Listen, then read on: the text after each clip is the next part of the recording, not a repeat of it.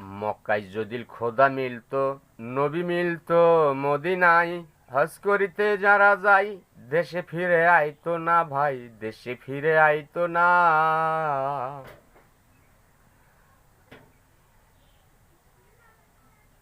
মক্কায় যদি খোদা মিলতো, নবী মিলতো মদিনায়, হজ করিতে যারা যায় দেশে ফিরে আইতো না ভাই, দেশে ফিরে আইতো না।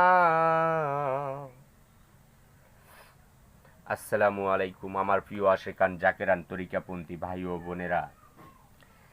দিল কাবায় হজ করুন, মানব কাবায় হজ করতে পারেন আপনারা, কেননা সেখানেই কিছু আলামত রয়েছে।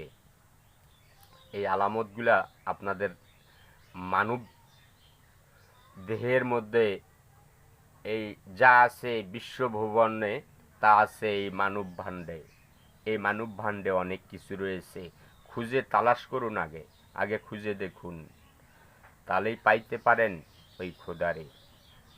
কেননা এখানে যেটা করেছে এ হচ্ছে দিল কাবা, আর ওটা হচ্ছে ইব্রাহিম খলিলুল্লাহর কাবা। যে যেটা আমল করতে পারে, যে যেখানে অবস্থান নিতে পারে, তবে মানব কাবায় আল্লাহ বিরাজমান সব সময় থাকে। এই মানুষের মধ্যেই খোদা, খুঁজে দেখো তারে। আসুন সকলে পীর ওলি আউলিয়াকে ভালোবাসুন, পীর ওলি আউলিয়ার দলকে সাপোর্ট করুন।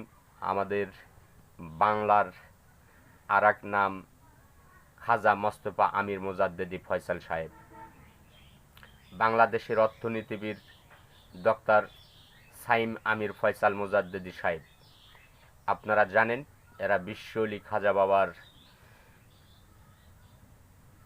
বংশধারী, কিংবা ওনারা পীরত্ব পেয়েছে।